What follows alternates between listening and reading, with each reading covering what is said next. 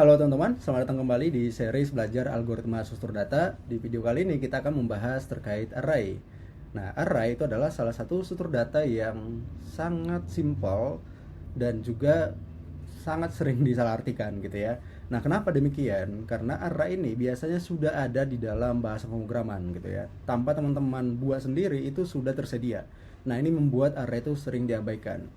Padahal sebenarnya array ini sangat powerful dan mengajarkan kita makna dari trade-off gitu ya. Bagaimana kita mendesain suatu struktur data agar bisa mendapatkan performa yang paling cepat. Dan array itu adalah salah satu struktur data yang memiliki performa yang cepat ya. Teman-teman bisa lihat di sini dia adalah O1. O1 itu konstan. Itu sangat cepat artinya gitu ya.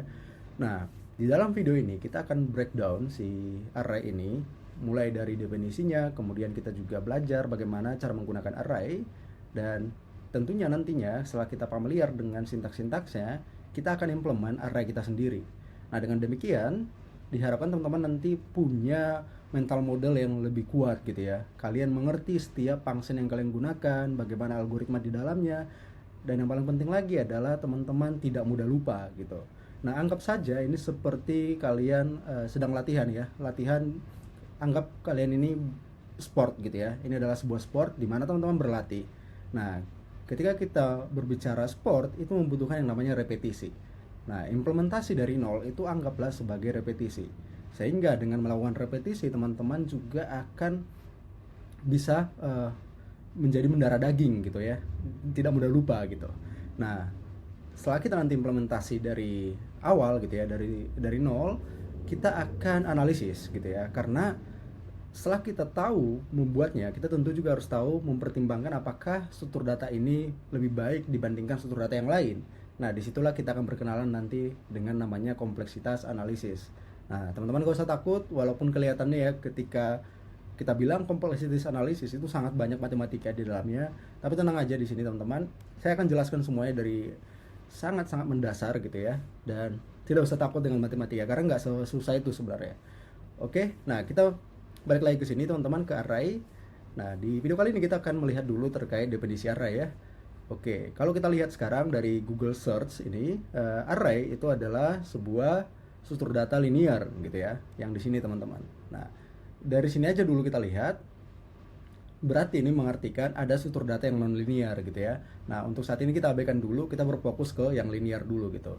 Nah, kita lihat di sini struktur data linear, dan itu biasanya digunakan untuk menyimpan collection of elements. Perhatikan ada S di sini, artinya ini plural gitu ya. Sehingga dia menyimpan banyak elemen. Nah, di dalam struktur data kita selalu berbicara bagaimana kita menyimpan collection dari elements. Nah, yang membedakan struktur data yang satu dengan yang lain itu adalah karakteristiknya. Oke, nanti kan banyak struktur data yang kita bahas di sini. Jadi, yang perlu kita tahu, setiap struktur data itu harus memiliki karakteristik. Itu yang membuat dia unik gitu ya. Nah, kita lihat nih apa karakteristik dari array. Pertama, itu dikatakan array itu adalah homogeneous atau homogen ya. Homogen itu artinya adalah semua elemen yang disimpan di dalam array ini harus memiliki tipe data yang sama, tidak boleh beda-beda. Sebagai contoh misalnya ya, teman-teman hanya boleh menyimpan collection elemen yang semuanya itu adalah angka, atau tepatnya angka bilangan bulat, kita sebut sebagai integer. Kita tidak boleh campur dengan string, tidak boleh campur dengan float gitu ya. Harus satu tipe data, itu yang namanya homogen. Nah, yang kedua itu adalah fixed size. Fixed size artinya adalah ukuran dari struktur data ini harus sama sejak dia dibuat gitu ya. Jadi tidak boleh berubah di tengah jalan program. Nah, ada struktur data yang lain bisa berubah, dynamic size kita sebut ya. Nah, kemudian itu harus contiguous memory allocation di sini. Nah, mungkin terdengar abstrak di sini, tapi saya jelaskan secara singkat dulu. Kita akan detail nanti setelah implementasi. Yang diartikan di sini adalah kalau dikatakan contiguous memory allocation, elemen-elemen dari array itu, semua anggota yang disimpan dalam array itu kalau kita perhatikan di level memori itu harus disimpan berdekatan. Sebagai contoh, oke, teman-teman mungkin perhatikan lemari loker kalian gitu ya. Nah, setiap nomor-nomor loker itu angka yang berdekatan gitu ya, itu pasti juga berdekatan secara fisik kan. Sebagai contoh loker nomor 2 gitu ya, pasti sampingnya loker nomor 3. Nah, kalau kita simpan barang di loker nomor 1, kemudian kita simpan lagi barang di loker nomor 2, nomor 3 gitu ya. Nah, teman-teman ketika mengambil barang dari ketiga locker ini, itu akan lebih mudah kan, karena semua berdekatan. Oke, nah inilah yang disebut sebagai contiguous memory allocation. Artinya setiap elemen di dalam array itu harus disimpan secara berdekatan atau secara berketetanggaan. Nah, kalau masih abstrak, tenang aja teman-teman, kita akan lihat nanti dari level memori gitu ya. Jadi teman-teman bisa melihat secara langsung, oh ini data yang saya simpan di berikutnya, alamat berikutnya juga ini adalah data yang di samping dari data kita sebelumnya gitu. Kita bisa lihat itu nantinya. Dan karakteristik yang lain itu adalah array itu bisa diakses menggunakan indeks. Nah, indeks itu biasanya dimulai dari angka 0, itu paling kecil gitu ya. Jadi setiap posisi dari elemen itu kita labelin dengan namanya indeks. Indeks ini anggaplah seperti urutan sebenarnya. Oh, ini urutan data pertama gitu ya, data kedua, data ketiga, dan seterusnya. Dan data itu urutannya dimulai dari angka 0. Kita sebut sebagai first indexnya gitu. Nah, salah satu karakteristik dari array sebenarnya ini adalah implikasi dari dia punya indeks, yaitu adalah bisa diakses secara random. Misalnya nih teman-teman pengen akses elemen yang di tengah-tengah, bisa langsung.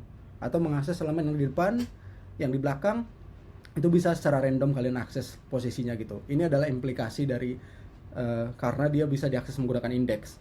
Jadi setiap struktur data nantinya yang bisa diakses menggunakan indeks itu juga bisa diakses secara random.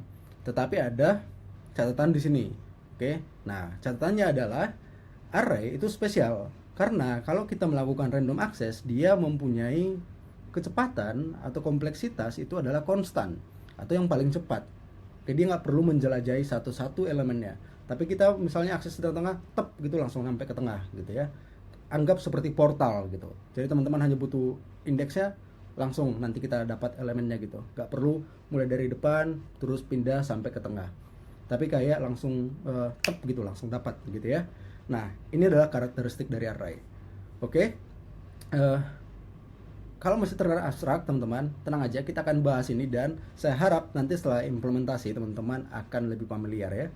Oke, mungkin cukup sekian dulu teman-teman untuk video kali ini. Kita akan lanjut di section berikutnya, kita akan menggunakan array gitu ya, agar kita familiar dulu. Oke, cukup sekian dulu teman-teman. Thank you.